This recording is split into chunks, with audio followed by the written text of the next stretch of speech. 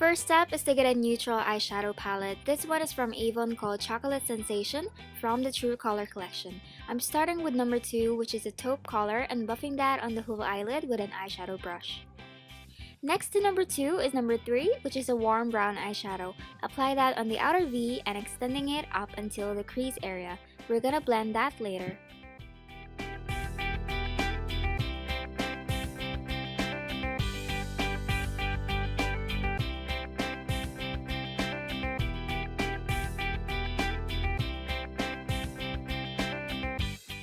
Now take any kind of gold eye pencil, or you can also use bronze. Just place that on the bottom lash line from the tear duct to the outer corner, and then set with a gold eyeshadow like this one from the Too Faced Love Sephora palette using a small eyeshadow brush from Virginia Alston.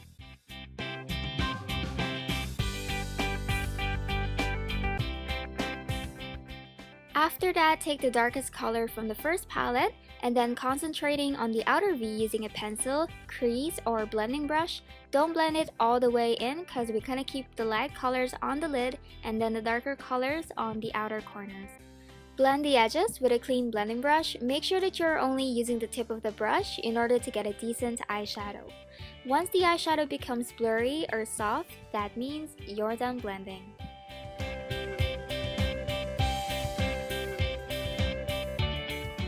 I'm gonna highlight my brow bone now with the lightest color from the palette using an angled brush. Working with frost or shimmery eyeshadows can be tricky, so make sure to apply it moderately. Next, I'm gonna do my face work. For the products I've used in this video, please read the description box. All of the products are in there, but basically what I'm doing now is I'm putting foundation, concealer, and powder after the eyeshadow because I want to prevent fallouts, especially that I'm working with dark and shimmery eyeshadows. It's best to remove fallouts before foundation rather than after the face work, just to be safe. Now I'm also putting a lighter powder under my eyes just to brighten them up. After setting my face with powder, I like to go ahead and contour my cheeks. I'm using this Virginia Alston Bronzer Wood Matte with a tapered brush from Beauty Cosmetics. This bronzer is one of my favorites because it's highly pigmented. I'm also going over the sides of my nose to have a bit of that sun-kissed look. Then I'm just cleaning under the contour with a face powder and a sculpting brush. Moving on with the blush, I'm using this one from Iris and just placing that on the apples of my cheeks. Next, I'm going to line my eyes with black gel liner. You may use any kind of liner, but for me, I'm used to gel liners. One way to achieve a perfect eyeliner is to make sure your hands are stable. You may rest your pinky finger on your cheekbones or rest your arm on a table. Also, tilt your head up or look down into a mirror to make it easier. After that, put some mascara and false lashes. For a video on how to put falsies, please watch my recent video. Now I'm just applying Benefit Fake Up Concealer on my lips to erase the natural lip color and blending it with my foundation brush. Then I'm lining my lips with a light pink or nude lip liner from Look Beauty as my lipstick.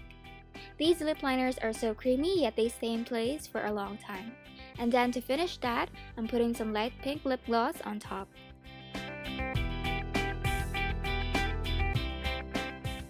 You may stop at this point, but you may also choose to wear red lipstick.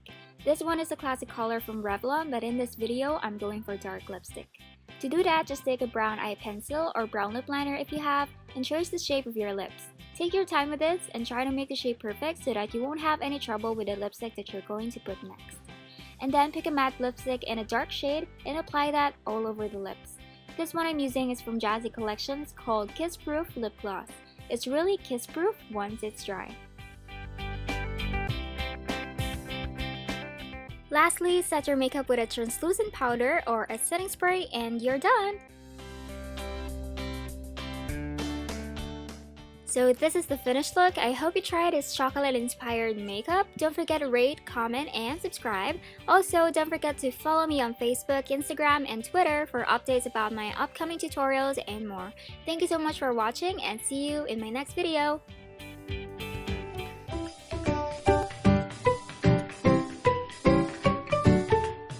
How to look like a kawaii doll. A makeup tutorial by Alexa Poletti.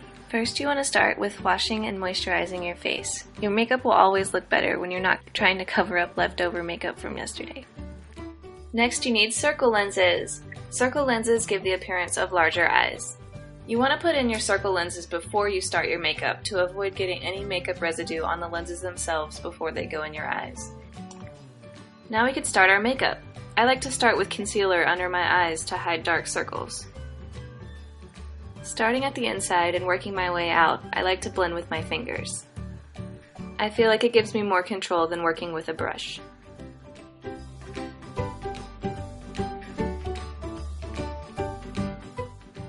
After we're all blended, we can start with foundation. Again, I like using my hands instead of a brush because I'm just a messy kid. I put some on my cheeks, forehead, nose, and chin, and then blend the foundation all around. Then I set my foundation with a loose high-definition powder. This will help your foundation look good and last all day.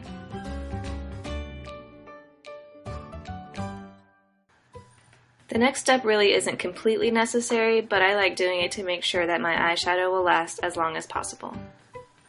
Prime your lids and let them dry. Now we'll start with our eyeshadow. I use a white or a light cream color for my base. Using light colors on your eyes makes your eyes look bigger and makes you look more awake. I usually put white shadow all the way up to my brow bone as well as underneath my eye.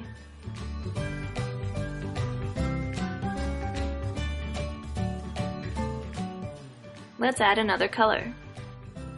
For our second color, we'll use a pink or a rose shade. I'm using the pink in Tokidoki's Chromatico palette. I mostly just apply it to the outer edges and blend onto the lid for a little pop of color. I still want white to be my main color. Then we'll apply eyeliner. I use liquid liner because it's easier to get a solid defined line like a doll's or an anime character. Mine is almost out, so I have to shake it up. Drawing the line is easier when you have a fresh eyeliner pen. Try to make them match each other as best you can. Then I quickly curl my lashes. If you heat your curler for just a second or two with your hairdryer, your lashes will curl better. But if you're going to heat your curler, be sure to check the temperature of the curler on your hand before putting it to your eye because it gets really hot much faster than you would expect. Then I put on lots and lots of mascara. Using lots of mascara will help your eyelashes look thicker and blend with your false lashes. Then I use white eyeliner along my waterline to make my eyes look bigger. Sometimes people will use a black liner on the lower lid to give the illusion of larger eyes. Sometimes I do this, but I usually prefer to do this look without a dark lower liner. I think it looks sweeter and more innocent like a doll. Then I dot the inner corner of my eyes with the white liner to look more awake. Then it's time to give my brows some attention. He's so cute! Mwah! The beauty of using eyeshadow to fill in your eyebrows is that you can really make them any color you want. I like to make mine purple. Light or dark is up to you.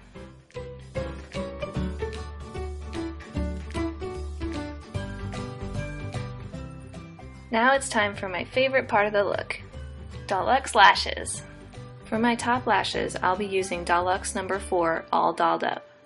When applying glue to the lash strip, make sure to squeeze the tube very carefully or, oops, you may accidentally squirt out way too much. Once you have the situation under control, line the lashes with glue and then wait about 30 seconds for them to get tacky. There are a lot of different ways to apply lashes, but I like to start by getting the outside in place first and then guiding the inside into place. Some people do it the other way around, but there's no right or wrong. Just do whichever way works for you. Then I use a very lightly damp Q-tip to secure the lashes. If the Q-tip is dry, the cotton will stick to the glue, but if it's too wet, it will wipe the glue off.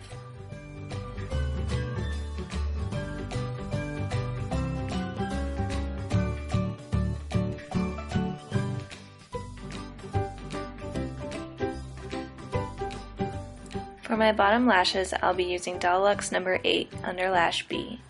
Bottom lashes are important in the doll look, but I know a lot of people have trouble getting them to look right. Sometimes I will trim the bottom lashes so they just go on the outer corner of my eye. If you're new to bottom lashes, this can really help you warm up to the idea. They are also easier to apply when they are shorter. I also really like under lash B in its full-length strip. It really just depends on the look I'm going for. When placing bottom lashes, you want them to connect or be very close to the end of your top lash. This helps them look more natural and give you more of an eye shape. And that's it for makeup. Now it's wig time! First you let down your bangs. I realize now that I probably should have brushed my hair. Then I tie my hair into a braid so that it can easily go into a wig cap.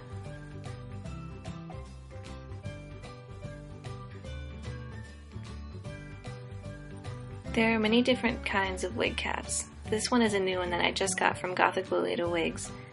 This one is a flesh tone and a net material with holes in both ends. This isn't how I would normally put on a wig cap, but it just seems like more fun. My hair is pretty thin and not very long, so if you have more hair, I don't know if this would work for you. You want your hair to be as flat as possible against your head. You can stack more and more wig caps to help flatten bigger hair. Now I'm ready for a wig. I'm going to be using Gothic Lolita Wigs Classic Wavy Collection in deep pink.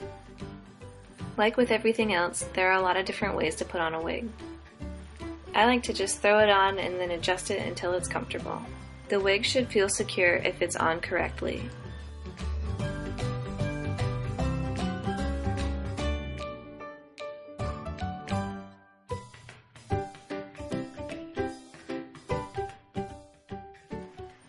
All I need now is a cute bear hat. Oh yeah, don't forget about lips. I like to put my lip gloss on after I put my wig on, or else the hair will probably stick to my lips when I'm putting it on. Here is the finished look.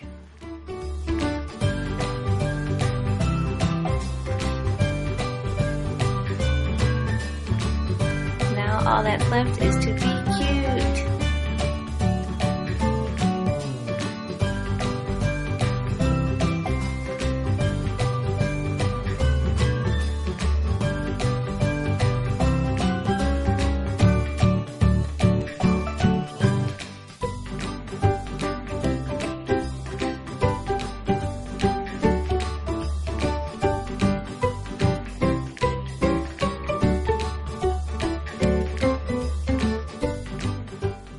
Thanks for watching!